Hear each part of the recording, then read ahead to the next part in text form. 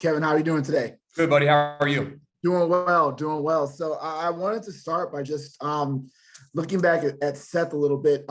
Through two games, I guess, he's been really great on third downs, but just curious, kind of like, has that really stood out to you as just him showing that poise that you guys always keep talking about?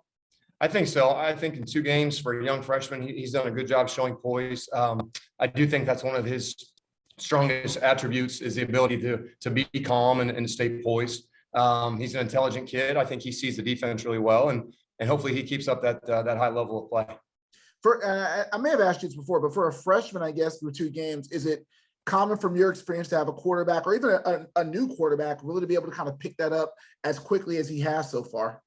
No, I don't think it's common. I just think he's probably above average in that standpoint. I think, again, that's what gives him the chance to play is his intelligence. When you snap the ball, he processes information extremely quickly. And again, he sees the field really well. And so when he comes off to the sideline, he knows exactly what he sees or what he did see, and he can communicate that to me. So I've been really impressed so far. And like I say, we hope that it continues. Thanks. Terry and then Frank. How you doing, Coach? Good. How are you, bud? Hey, man, this offense, first couple games looked more similar to the offense from 2019 than from last year. Are you where you want to be at a level, with the full playbook with this offense you right now so far? I don't know that we're ever where we want to be. It's always about the next game, and it's always about how you play in your next game. No one really cares about what happened last week. So, I think every week we're going to watch our opponent film and see what we think we can exploit and areas we can take advantage of within our offense. And then that's what we try to go do. So, again, I think Seth hasn't slowed us down. Let me say that. We feel like we can kind of do whatever it is that we come up with schematically, and he's been able to handle it. Hey, Kevin, as good as Seth has been, I'm sure there's always, room that you're looking for him to improvement. What are some of those areas where you're continuing to work with him as the season goes along? I would just say just to play within himself. A couple plays Saturday that, we had a couple RPOs and a couple other reads that we wish he would have done the opposite of what he did do.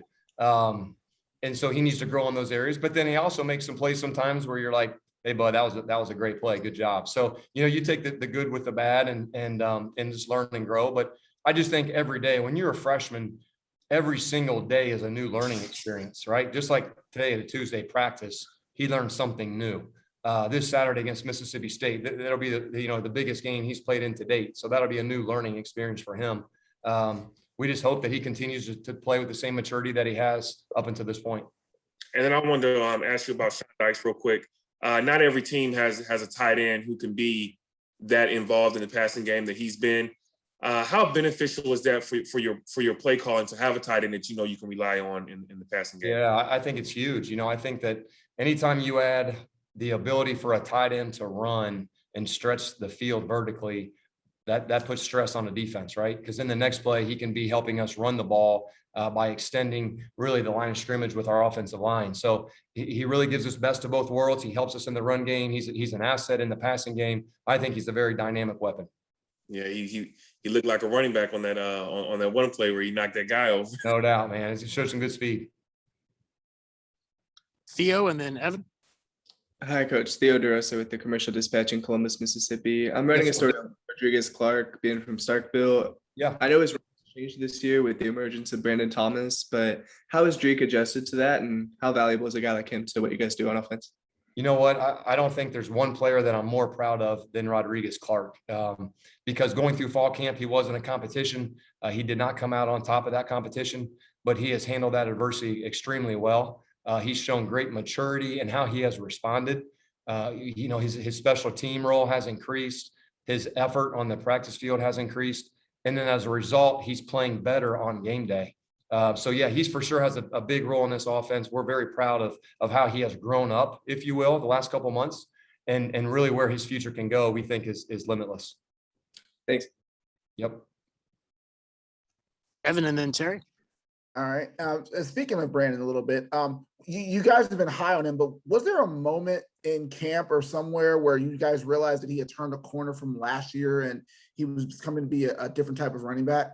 Yeah, you know what? It all stems from the mental part of the game. With Brandon, it's not physical. He is He's a very strong kid. He's got strong legs. He's got great speed and acceleration. That wasn't the issue a year ago. It was handling the playbook and being able to play fast, and I think he has really worked and grown this past winter and spring season to learn it. He had a great fall camp, and now he's able to play at the speed level of what he really is. He can play as fast as he is, and he's had been able to make some plays and is playing with more confidence. So you said, so it was more just you realized, okay, he knows the plays. There wasn't like a moment where he's got it compared to last year. Correct. Yes, sir. Yes, sir. Okay, thanks. Hey, Coach, I know when you're preparing for the game, you always worry about what you guys can do. But what areas of concern do you have for the Mississippi State defense? Well, I have a lot of concerns, and I'm serious. Like they're big up front. They have 310, 315 defensive tackles that are going to be hard to move. They got some big, thick defensive ends that are active and really good pass rushers. Their linebackers are experienced. They're physical.